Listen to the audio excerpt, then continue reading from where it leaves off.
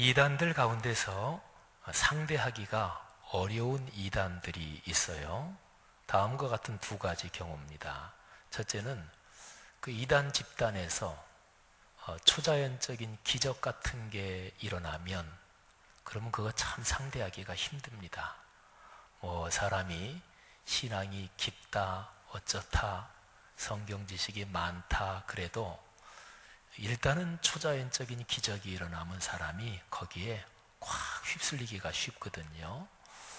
그 다음에 두 번째는 이단 집단을 추종하는 사람들이 실제적인 일상의 삶에서 다른 사람을 위해서 봉사하고 섬기고 희생하고 이런 일상의 모습이 보이면 그것도 상대하기 참 힘듭니다.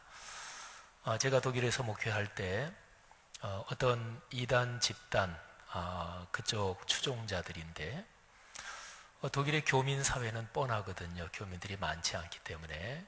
근데 그쪽의 추종자들이 교민 사회에서 무슨 모임이 있으면 제일 늦게까지 남아서 정리하고 쓰레기 치우고 하는 사람들이 그 사람들이에요. 또 누구 어려운 사람이 있으면 도와주고 아주 그냥 열심으로 그렇게 하는 거예요. 근데 저는 이제 목회자로서 성경의 가르침에 비추어서 볼 때 그쪽이 이단성이 농후하고 교회관이 잘못되어 있고 분명히 그런데 근데 사실은 일반 성도들에게는 그런 깊이 있는 것까지는 금방 알아챌 수가 없으니까 이 두 가지 경우는 참 상대하기 힘들어요. 근데 이제 결국에는 그 정체가 드러나지요. 정체가 드러나는데 근데 어쨌든 이단 중에서 상대하기 힘든 이런 경우가 있다 하는 것을 우리는 다시 한번 생각해야 되는 거죠. 그런데 반대로요, 교회 안에서 이게 문제가 생기고 하나님의 교회를 내부에서 헐고 내부에서 상하게 하는 경우가 있습니다. 이게 사실은 더 무서워요. 기독교 2000년 역사를 보면 교회가 외부에서 박해를 받든지 아니면 이단적인 공격이 있을 때 교회가 참 어려움을 많이 겪었지만 근데 일반적으로 외부에서 오는 공격 그것 때문에 교회가 완전히 쓰러지는 일은 없습니다. 무서운 박해가 있으면 위축되기는 해요. 일시적으로. 어느 정도 이게 교인 수가 줄어들 수도 있어요. 무서운 박해 때문에. 근데 그것도 일시적입니다. 박해라는 게 권력을 쥔 사람들의 그 권력이라는 게 늘 그렇게 오래도록 하는 건 아니잖아요. 그러니까 박해 시대가 끝나면 다시금 교회는 부흥되고 그리고 박해 때문에 성도들의 신앙은 더 순수해지고 그리고 단련되고 그래서 더 수정같이 아주 단단해지고 맑아지는 거지요. 이단 집단은 밖에서 오는 공격이기도 하고 또 내부에서 일어나는 공격이기도 하고 두 가지 성격이 다 있습니다만은 어쨌든 이런 경우도 역시는 마찬가지입니다. 근데 이제 문제가 되는 거는 교회의 내부에서 생기는 이 문제, 이게 아주 힘듭니다. 교회 내부에서 생기는 문제 중에서 제일 심각한 것 또는 성경에서 제일 많이 얘기하는 것, 구약부터 신약에 이르기까지 그거는 당 짓는 것입니다. 편가르기 하는 거지요. 이 당 짓고 편가르기 하는 게 일시적이면 괜찮은데 장기적으로 그리고 특별히 그 동기가 내 기득권을 움켜쥐고 내 기득권을 계속해서 공고히 하기 위해서 그런다. 이거는 아주 안 좋은 것입니다. 이런 신앙을 아주 못된 신앙 이렇게 얘기할 수가 있습니다. 이건 어떻게 보면 내부적인 이단이다 이렇게도 얘기할 수가 있습니다. 여러분 오늘 성경 말씀 32절부터 34절에 보면 예수님이 귀신 들려서 말 못하는 사람을 고쳐요. 그런데 바리새인들이 뭐라고 얘기하냐면 저 예수란 자가 귀신의 왕을 의지해서 귀신을 쫓아낸다 이렇게 얘기합니다. 근데 바리새인들의 요 말이 어떤 의미를 가지고 있는지 이 마태복음의 문맥에서 쭉 읽으면 역시 대단한 사람들입니다. 바리새인들이. 이 사람들은 서기관들이 대개가 바리새파 출신들이에요. 하나님 말씀에 정통한 사람들입니다. 성경 학자들이 많습니다. 그러니까 이 바리새인들은 하나님 신앙, 당시 유대인들이 섬기는 하나님 신앙에 대해서 논리적으로, 교리적으로, 성경적으로 꿰뚫고 있는 전문가들이었습니다. 근데 이 사람들이 어떻게 얘기하면, 어떻게 하면 우리의 기득권이 지켜질 수 있을까? 그런 거에 대해서 아주 한마디로 직격탄을 날린 거예요. 이 사람들이 말씀을 가르치는 사람들이고, 이 사람들이 하나님의 그 신앙 집단에서 지도자들인데, 근데 이들이 말하기를 저 예수란 자가 귀신의 왕을 의지해서 귀신을 쫓아낸다, 이렇게 하니까 명확하게 편이 쫙 갈라지는 거잖아요. 당시에 바리새인들이 가지고 있던 영향력, 이거를 생각할 때 바리새인들이 이 말을 했는데 그 다음에 예수를 따르는 자들은 귀신을 쫓는 자들이 되잖아요. 그러니까 이 말 한마디로 편이 쫙 갈라지는 거예요. 마태복음의 문맥을 따라 읽으면 예수님께서는 이 땅에 오셔서 사역을 시작하시면서 신앙의 영적 단순성, 그리고 마음의 변화, 인격의 변화, 그리고 일상의 변화, 여기에 집중해서 가르치셨어요. 문자만 아는 거, 지식 많은 거, 경험 많은 거, 또는 직위 직책, 그런 것 때문에 그 당시에 하나님 신앙이 망가질 대로 망가져 있었거든요. 이번에 성지순례 하면서 제가 그 전문 가이드한테 들은 얘기 하나 하면, 그 당시에 하나님 신앙이 얼마나 망가져 있었냐면, 사람들이 성전에 와서 제사를 드릴 때 가난한 사람들은 돈이 없으니까 그런 사람들은 비둘기를 들여서 제사를 드렸습니다. 비둘기는 흔한 것이고, 그런데 예루살렘에 와서 성전 제사 드리는 그쪽에서 비둘기 한 마리를 살려면 그 당시에 말이지요, 전문 서기관들, 여러분 서기관은 그 당시에 아주 탁월한 직업이었고 또 하나님 말씀과 연관된 그런 신분이었으니까요.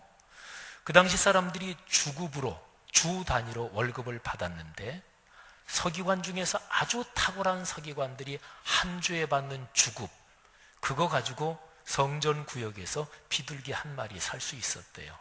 이게 무슨 의미냐면 다 그렇게 성전 거기에서 제사와 연관된 이런저런 메커니즘으로 돈으로 결탁돼 있었고, 그래서 거기에서 더러운 이득을 취하는 일이 있었다는 거예요. 가난한 사람들이 하나님 앞에 제사를 드릴 수 있도록 했던 그 비둘기 한 마리 값이 그 성전에 가서 거기에서 살려면 그만큼 값이 높았단 말이에요. 사랑하신 여러분, 예수님은 그래서 아주 본질적인 신앙을 강조하셨어요. 마태복음 5장, 6장, 7장 산상설교에 특별히 그게 아주 명백합니다. 산상설교를 마치면서 예수님이 하신 말씀은 그 당시에 바리새인들 또는 예수님의 사역 마지막 부분에서는 사두개인들하고도 충돌을 해요. 사두개인은 예루살렘 성전 제사를 쥐고 있던 사람들이니까 예수님은 사역의 마지막 부분에 예루살렘에서 사역하시잖아요. 근데 초기부터 쭉 바리새인들하고 충돌하는데 마태복음 7장 21절에서 예수님이 이렇게 말씀하십니다. 나더러 주여 주여 하는 자마다 다 천국에 들어갈 것이 아니요 다만 하늘에 계신 내 아버지의 뜻대로 행하는 자라야 들어가리라. 인격과 마음과 삶의 변화, 이게 중요하다는 거지요. 사실은 그 당시에 형식주의에 빠진 바리새 신앙을 겨냥한 직격탄입니다. 그리고 그 다음에 이어지는 두 절을 보면 특히 저 같은 목회자들이 읽을 때마다 묵상할 때마다 두려워하는 말씀인데, 마지막 날에 많은 사람들이 주님한테 이렇게 얘기한다는 거예요. 주여 주여 우리가 주님의 이름으로 귀신을 쫓아내며 주의 이름으로 많은 권능을 행했습니다. 그러는데 주님께서 말씀하신대요. 내가 너희를 도무지 알지 못한다.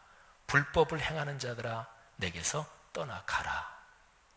두려운 말씀이지요. 불법이 뭐가 불법이에요? 기독교 신앙의 핵심은 하나님의 뜻을 따르는 거예요. 맞죠? 그죠? 하나님의 뜻. 주님께 순종하는 거지요. 주님이 진리시니까. 이게 법이에요. 이게 바른 가르침이에요. 그러면 법 앞에다가 아니 불자를 써가지고 불법 그러면 뭘까요? 하나님의 뜻 말고 내 뜻. 하나님의 계획 말고 사람의 계획.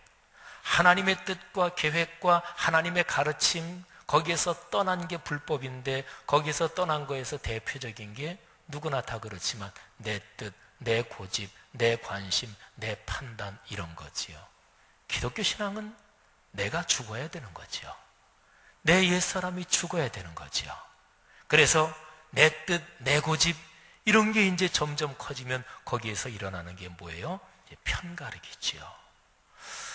마태복음의 문맥을 쭉 따라 읽으면 예수님께서 바리새인들하고 이렇게 계속해서 대립각이 형성이 되고 부딪힐 수밖에 없는 그런 상황이 쭉 있습니다. 산상설교 끝나는 맨 마지막 절에 이렇게 기록이 되어 있습니다. 많은 사람들이 예수님의 가르침을 듣고 놀래요. 그런데 7장 29절에 기록하기를 이는 그 가르치는 것이 권위 있는 자와 같고 그들의 서기관들과 같지 않았다. 서기관들이 바리새인이에요. 8장으로 넘어가면 예수님께서 한 백부장의 종을 고쳐주시면서 8장 10절에서 이렇게 말씀하십니다. 예수께서 들으시고 놀랍게 여겨 따르는 자들에게 이르시되 내가 진실로 너희에게 이르노니 이스라엘 중 아무에게서도 이만한 믿음을 보지 못했다. 이거는 바리새인들 그들의 전통으로 볼 때는 말도 안 되는 얘기예요. 아니 이방인에게 믿음이 있다고 하는데 근데 그 표현도 이스라엘 중에서 아무에게서도 이만한 믿음을 보지 못했다. 이거는 정통 이스라엘 사람에게는 모독과도 같은 말씀입니다. 9장으로 넘어가면 예수님께서 중풍병자에게 내 죄가 사함을 받았다 이렇게 얘기하니까 9장 3절에 어떤 서기관들이 속으로 이르되 이 사람이 신성을 모독한다. 그리고 조금 더 내려가면 예수님께서 세리와 이런 사람들이랑 식사하시죠. 마태를 부르시면서 같이 식사하셔요. 11절에 보니까 바리새인들이 보고 그의 제자들에게 이르되 어찌하여 너희 선생은 세리와 죄인들과 함께 잡수시느냐. 마태복음의 문맥의 흐름이 그렇게 돼요. 그러니까 오늘 우리가 묵상하는 이 성경 본문에 보면 오늘 우리가 묵상하는 본문 조금 앞에서는 예수님이 앞을 보지 못하는 사람들을 고치셔요. 그리고 오늘 본문 시작되는 32절에서는 듣지 못하는 사람을 고치셔요. 예수 그리스도를 통해서 선한 이적들이 많이 나타나는 거예요. 그러니까 바리새인들이 말하기를 귀신의 왕을 의지해서 귀신을 쫓아낸다. 선수죠. 이 정도면 아주 구단이죠. 그야말로 이 말 한마디로 편을 쫙 가르면서 예수 그리스도를 추종하는 사람들을 정죄하면서 아주 명확하게 편 가르기를 하는 거예요. 사랑하신 여러분, 이런 상황 속에서 예수님은 사역을 하셨습니다. 우리가 신앙인으로 살아가며 우리는 하나님의 말씀을 가지고 말씀대로 살아가는 길이 쉽지 않을 때가 종종 있습니다. 그럴 때 많은 사람들이 신앙을 포기하기도 하고 또 적절하게 타협하기도 하지요. 그런데 우리 주 예수 그리스도께서 교훈을 받아야 합니다. 신앙은 타협의 대상이 아니고 하나님의 거룩한 진리의 말씀은 적절하게 조화시키고 꺾을 수 있는 대상이 아닙니다. 어떻게 해야 될까요? 예수 그리스도 그분이 오셔서 말씀을 전하실 때도 안 들은 사람이 있었고 예수 그리스도 그분이 일으키시는 선한 이적을 보고서도 인정하지 않는 사람들이 있었어요. 그거는 창세 이래로 늘 그랬습니다. 자, 예수님께서 이런 상황에서 어떻게 사역을 지속하셨는지 자, 두 가지로 우리가 살펴볼 수 있습니다. 첫째는 사역의 대상이요. 두 번째는 사역의 방식입니다. 예수님은 그렇게 편을 가르며 말하자면 종교 문제, 그 당시에 신앙 문제에 있어서 기득권을 가진 선수급 되는 그런 사람들을 계속 겨냥하지 않으셨습니다. 그러면 싸움이 되니까요. 예수님은 누구를 겨냥하셨는가? 누구를 쳐다보셨는가? 36절에 보면 이런 표현이 있지요. 무리를 보시고 불쌍히 여기시니. 이는 그들이 목자 없는 양과 같이 고생하며 기진함이라. 예수님은 마음속에 불쌍히 여기는 사람들이 있었어요. 물론 바리새인들도 불쌍히 여기셨을 거예요. 그런데 그들의 마음 문이 닫혀서 예수님이 설교하셨어도, 예수님이 가르치셨어도, 예수님이 이적을 일으키셨어도 그들에게는 마음 문이 닫혀서 들어가지 않았어요. 그런데 예수님이 무리들을, 사람들을 보니까 너무나 불쌍해요. 안쓰러워요. 목자 없는 양들이 고생하며 기진하고 있는 것 같아요. 예수님은 그들을 보셨습니다. 사랑하신 여러분, 우리 그리스도인이 하나님의 자녀로서 인생길을 걸어갈 때 우리의 마음속에 누가 불쌍하다, 아유 그 사람 안 됐다, 아유 저 시리아에서 전쟁이 일어나는데 내전이 일어나서 너무나 많은 사람들이 죽고 아우 저거 어떻게 너무 불쌍하다, 이런 마음이 있어야 돼요. 여러분, 그런 마음이 들 때 우리는 기도할 수 있겠지요. 또는 내가 조금 지갑을 열어서 조금 어떻게 후원하는 뭐 그런 프로그램이 있다면 할 수도 있겠지요. 근데 어찌되든지 간에 내가 기도를 하든 조금 돕든 또는 가든 어떻게 하든지 간에 적어도 우리 그리스도인들에게는 오늘의 세상, 내가 사는 삶의 현장을 보고서 사람들을 보면서 불쌍히 여기는 마음이 있어야 돼요. 만일에 어떤 그리스도인이 나는 살아가면서 어떤 사람을 보든지 나는 불쌍히 여기고 마음이 동하고 이러는 대상이 하나도 없다, 병입니다. 심각한 것입니다.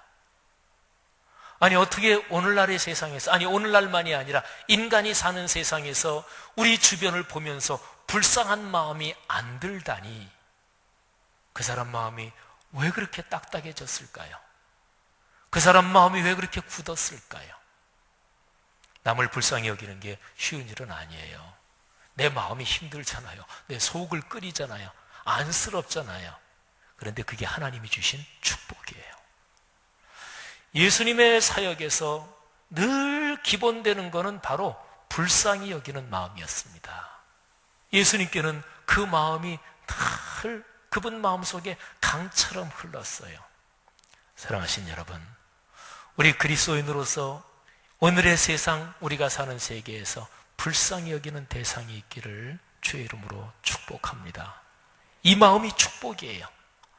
불쌍히 여기는 마음이 있으니까 내 시간을 드리는 거죠. 불쌍한 마음이 생기니까 내 지갑도 여는 거지요. 그러니까 그 사람들을 품고 기도하는 거지요. 생각해 보세요. 하나님이 그렇게 불쌍히 여기는 마음이 있는 그 사람들을 축복하지 않으시겠어요? 일본은 우리보다 훨씬 선진국이고 여러 정치, 경제, 외교 할 거 없이 우리보다 강대국이잖아요. 근데 일본을 생각하면 1억 3천만 일본 사람들이 예수 그리스도의 복음에 대한 그 빛을 알지 못하니까, 그러니까 불쌍한 거죠. 사랑하신 여러분, 저 아프리카나 또는 아주 어렵게 사는 그런 데 보면 저렇게 먹고 살 것이 없고, 아이들이 태어나서 영아 사망률이 그렇게 높고, 태어나서 일정 기간 자랄 동안 영양 공급을 제대로 받지 못해서 지적 장애아가 되고, 그런 걸 보면 얼마나 불쌍해요. 사랑하신 여러분, 하나님께서 불쌍히 여기는 마음을 가진 사람들에게 그 불쌍히 여기는 마음을 통해서 사역을 하라고 그 사람을 밀어주시는 거예요. 그 사람의 가정 가문에 축복을 주시는 거예요. 물질 건강 또는 자녀들이 영향력을 가지도록 축복을 주시는 거예요. 그런 축복이 있기를 축원합니다. 대상으로 보면은 말이죠, 불쌍히 여길 사람들, 주님은 그들에게 신경을 쓰셨어요. 그 다음에 두 번째, 방식이 있습니다. 예수님은 어떻게 사역을 하셨을까요? 예수님의 방식은 편가르기가 아닙니다. 예수님은 그저 모든 사람을 다 품으셨어요. 당신을 비판하고 또는 마음문을 철문처럼 닫고 있는 사람들, 그런 사람도 품으셨고 그런 사람도 애달파하면서 기도하셨을 거예요. 예수님의 사역의 방식은 편가르기, 이게 절대로 아니었고, 예수님의 사역의 방식이 35절에 나오는데, 예수님은 모든 도시 마을 두루 다니시면서 그들의 회당에서 첫째 가르치셨고, 두 번째 천국 복음을 전파하셨고, 세 번째 병과 모든 약한 것을 고치셨습니다. 여러분, 이 세 가지는 줄이면 두 가지로 줄일 수가 있어요. 가르치셨다, 전파하셨다, 이거는 말씀의 사역을 말하는 것이고, 모든 병과 모든 약한 것을 고치셨다, 이거는 먹을 것이 없는 사람 먹을 것 줬고, 아픈 사람 고쳐줬고, 당장 살기 힘든 사람 도와주었다, 이런 거지요. 그러니까 앞에 거는 말씀의 사역이요, 뒤에 거는 봉사 구제의 사역이지요. 그런데 이 두 가지는 연결이 있어요. 그리스도인의 봉사 구제의 사역은 근본적으로 말씀에서 깨달음이 와서 그래서 봉사하고 그래서 구제하는 거예요. 말씀에서 깨달음이 없이 그냥 봉사하고 구제하는 것도 귀해요. 그것도 칭찬받을 만한 거예요. 일반 사회적으로는 분명히 그렇습니다. 그래서 남을 어려운 사람을 위해서 도네이션 하는 사람 크게 광고도 해주고 TV에도 나오고 참 대단한 분이다 표창장도 주고 사회에서 그렇게 하는 거 좋은 거예요. 그런데 교회 공동체에 오면 그거는 약간 달라져요. 하나님의 말씀에서 깨달음이 없이 그냥 남을 돕고 이렇게 하는 게, 교회에서는 그게 커지면, 그 포션이 커지면 교회가 망가져요. 네, 생생되려고 그러거든요. 내가 이만큼 한다, 그거 알아주지 않으면 삐지거든요. 내가 그만큼 봉사하고 구제하고 거기에 상응하는 대접 받으려고 그러거든요. 그래서 교회 공동체는 봉사와 구제는 말씀에서 오는 깨달음, 그게 감동이 돼서 그래서 봉사하고 그래서 구제하는 것이어야 돼요. 성도 여러분들이요, 이런 봉사, 이런 구제가 여러분과 저 우리의 삶에 늘 흐르기를 축복합니다. 말씀에서 깨달음이 온다는 것은 근본적으로 무엇이겠어요? 말씀의 중심이 예수 그리스도의 십자가 사건이고, 예수 그리스도의 십자가 사건은 나를 위해 십자가에 달리셨고 지옥에 갈 나를 위해서 피 흘리셨고 나를 위해 당신 몸을 찢으셨으니, 말씀에서 깨달음이 온다는 것은 죽어 마땅한 죄인인 내가 예수 그리스도 하나님의 아들의 희생으로 내가 구원을 받았다는 이 가없는 한없는 은혜에 대한 깨달음일 테니, 이 깨달음을 얻고 봉사하는 사람이 자기 생색내겠어요? 자기 폼재겠어요? 사랑하신 여러분, 예수 그리스도의 사역이 그랬어요. 성도 여러분들이요, 예수 그리스도께서는 당신의 사역을 어느 때든지 간에 늘 애쓰시고 지속하셨어요. 사람이 일반적으로 사는 걸 생각하면 사는 게 결코 만만하지 않죠. 어떤 삶이든 다 마찬가지예요. 그죠? 대기업의 총수도 그 사람도 결코 만만하지 않을 테고, 사는 게 대통령도 마찬가지고 소시민도 마찬가지고, 삶이라는 건 누구나 다 그런 거예요. 그런데 그래도 살아야 돼요. 그죠? 네, 용기를 가지고 삶은 계속해서 걸어가야 돼요. 하나님이 부르실 때까지. 근데 일반적인 삶이 그런데 특별히 그리스도인의 신앙의 삶은 어떨까요? 마찬가지예요. 신앙인으로서 그리스도인답게 사는 게 결코 만만하지 않아요. 목사로 살아가는 것도 마찬가지고 성도로 살아가는 것도 마찬가지예요. 어려움이 부딪힐 때가 있어요. 위협이 올 때가 있어요. 교묘한 방해가 있을 때도 있어요. 그리스도인답게 살아가려고 애쓰고 노력하는데 열매가 없는 것처럼 보이는 때도 있어요. 그런데 그런 때도 하나님의 일은 계속돼야 되는 거예요. 오늘 예수님처럼 말이죠. 오늘 예수님이 바리새인들이 편을 아주 대단한 그 고도의 전략으로 편을 가르면서 협박하고 위협해 들어오는 게 이게 보통 힘든 일이었겠어요? 그런데 예수님은 당신의 사역을 계속하셨습니다. 방법은 불쌍히 여기는 사람들을 위해서 사역을 좀 더 집중하셨고, 또 편가르기가 아니라 하나님의 거룩한 말씀을 가르치고 전파하고 거기에서 깨달은 그 동력을 같이 모으셨어요. 이 두 가지가 우리의 삶에서도 계속되기를 축복합니다. 하나 더 묵상할 게 있어요. 예수님께서 제자들에게 이렇게 말씀하세요. 37절이에요. 추수할 게 많다. 근데 일꾼이 적다. 그러므로 추수하는 주인에게 청하여 추수할 일꾼들을 보내주소서, 그렇게 기도해라. 38절까지입니다. 주님께서 말씀하십니다. 추수할 게 많다. 여러분, 저는 농사를 지어보지 않았지만 일반적으로 우리가 다 아는 거니까 씨를 뿌리는 거는 쉽지 않을 수도 있어요. 한여름 뜨거운데 김 메고 그리고 계속 농사를 가꾸어 나가는 것 참 힘든 일이지요. 그런데 추수하는 거는 신나요. 그죠? 추수하는 거는 좋습니다. 뭐 나무 열매, 은행 열매 뭐 이렇게 떨어진 거 이렇게 산이나 이런 데 가서 주울 때 그거 아주 신나잖아요. 밤 주워본 경험들 다 있으시지요? 그 사실은 그 줍는 시간, 그 땀 흘리며 애쓰는 거, 그거 하느니 몇천 원어치 사는 게 더 나을지도 몰라요. 근데 그거 하나하나 줍는 게 얼마나 보석 줍는 것 같이 신나요? 추수는 그런 거예요. 주님께서 말씀하셨어요. 추수할 게 많대요. 여러분, 추수는 기쁘고 신나는 거예요. 근데 하나님 나라 일에서 추수할 게 많대요. 하나님 나라 일 말고 일반적인 데서도 어떤 일을 애쓰고 힘쓰고 노력하고 에이 포기할까 하다가 아니야 그래도 계속해야지 어쨌든 꾸역꾸역 걸어와서 드디어 성취할 때가 오면 그때는 다 기쁜 거잖아요. 일반 일도 그렇거늘 하나님 나라 일에서 추수할 게 많대요. 사랑하시는 여러분, 어디에 자리가 별로 없으면 저 일 좀 하겠습니다. 그래도 미안합니다. 자리가 없네요. 요즘에 젊은이들이 그렇잖아요. 요즘에 전체적으로 일자리가 부족하잖아요. 근데 오늘 여기서 말씀합니다. 추수할 것이 많다. 일자리가 많다. 일꾼이 부족하대요. 그러면 적어도 그리스도인으로서 주님, 제가 일 좀 할게요. 이렇게 지원하면 주님께서 써주신다는 거예요. 그리고 그 일꾼의 일, 그 일은 행복한 거예요. 왜? 추수니까. 추수니까. 사랑하신 여러분, 이 말씀의 의미를 잘 이해해 보십시오. 그리스도인으로 살면서 행복하지 못하다 일 안 하시는군요. 그런 거죠. 주님의 일 하는데 괴롭겠어요? 주님의 일 하는데 행복하지? 아이고 목사님 모르시는 얘기 마세요. 교회 일하고 주님의 일 하는데 그것도 얼마나 힘들고 아이고 속이 부글부글 끓는지 몰라요. 여러 가지 이유가 있겠지만 주님의 일에 집중 안 하시는군요. 주님은 추수하라 그랬거든요. 근데 교회 생활하면서 인간관계에 너무 신경 쓰면 그러면 행복하지 않아요. 인간관계 다 알잖아요. 지지고 볶고 안달 볶달하고. 인간관계 그렇잖아요.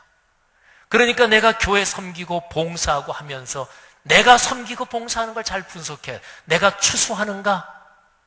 여러분 교회 여러 부서가 있지만 적어도 복음을 전하고 새가족분들 오시면 도와드리고 예수 그리스도의 복음을 전하고 말씀을 직접적으로 가르치는 절대로 고민되지 않습니다. 근데 그게 약해지고 엉뚱한데 인간관계 신경 쓰고 무슨 일을 해도 그 사람이 하는 거니까 참석해 줘야지, 그 사람 나랑 별로 관계없으니까 안 하고, 이렇게 하면 교회 일이 행복하지 않아요. 그리스도인으로 살면서 행복하지 못하십니까? 일꾼이 아니시군요. 일꾼이라고 생각하는데도 기쁘지 않으십니까? 초점이 잘못되셨군요. 사랑하신 여러분, 그래서 교회 일꾼은 내가 생각하기를 이 일을 하는데 누가 좀 같이 할까? 그 사람 나랑 이런 관계에 있으니까 그 사람 좀 우리 부서에서 같이 일하자 그러자. 그 사람 꽤 돈 많으니까 우리 부서에서 일하면 헌금 좀 하겠지. 그 사람 이런데 능력 탁월하니까 이런데 일하면 되겠지. 교회는 근본적으로 그렇게 일꾼을 구하는 게 아니에요. 오늘 주님께서 말씀하셨습니다. 일꾼을 보내달라고 기도해라. 돈 많다고 헌금 잘한다고요? 아닌 거 다들 아시죠? 그죠? 뻔한 사실이니까. 그리고 재능 많다고 그 사람 재능이 하나님 앞에 도움된다고요? 그것도 아닌 거 잘 아시죠?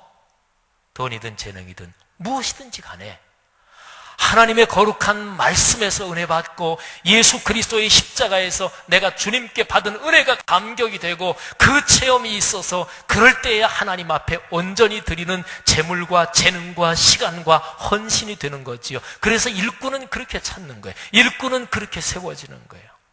성도 여러분들이요, 이런 일꾼 되시기를 애쓰시기를 바랍니다. 이런 일꾼 되시기를 사모하시기를 축복합니다. 한여름이 덥잖아요. 장마도 계속되고 덥기도 덥고. 근데 제가 성지순례 갔다 와서 진짜 덥다 이 생각을 가만히 하다가 갑자기 깨달음이 들었어요. 이 한여름이 얼마나 보석같이 소중한가 이 깨달음이 퍼뜩 들었어요. 그래서 오늘 제 설교 제목이 한여름은 보석입니다 이거예요. 왜 그런 생각이 들었냐면 교회 학교 여름 사역 생각하니까, 또 여름에 중국, 일본 여기저기 나가는 국내국의 단기 사역 생각하니까 이게 보석이에요. 한여름이. 아무래도 우리가 휴가 같은 거 있을 때 휴가 내야 그래도 며칠 뺄 수 있고 그렇잖아요. 또 애들 방학 때 돼야 이런저런 수련회 할 수 있잖아요. 그러니까 한여름에 하는 거예요. 그러다 보니까 교회 1년 사역 중에서 한여름에 그 사역이 진짜 보석이에요. 저는 고등학교 1학년 때부터 신앙생활 했거든요. 그래서 초등학교, 국민학교 시절 또는 중학교 시절에 신앙생활한 경험은 저한테 없어요. 당연히 기억도 없고.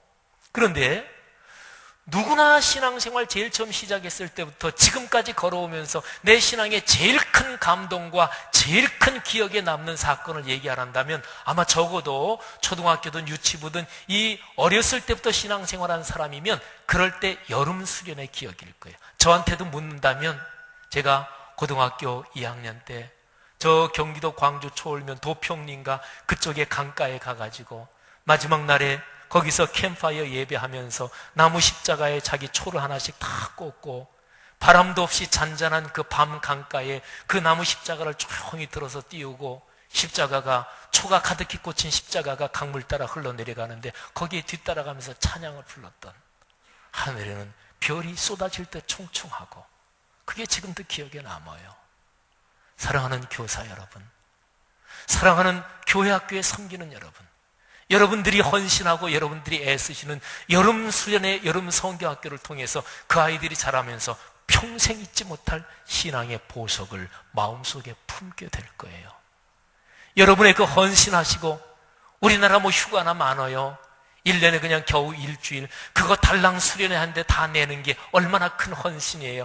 여러분의 헌신이 하늘에서 해같이 빛나고, 여러분의 헌신을 통해서 위대한 하나님의 사람들이 일어날 것을 믿고, 또 거기에 하나님의 축복이 있을 것을 믿고 감사하시기를 바랍니다.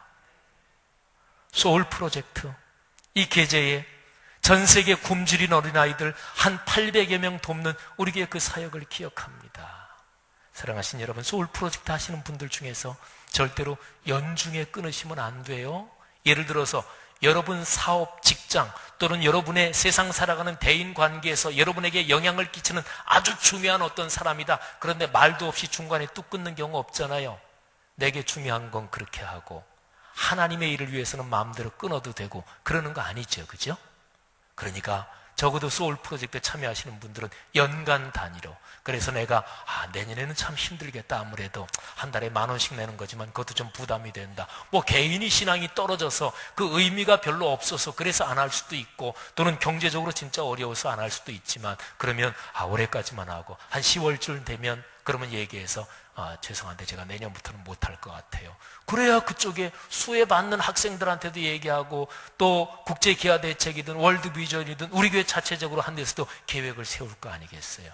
근데 소울 프로젝트 참 귀하죠.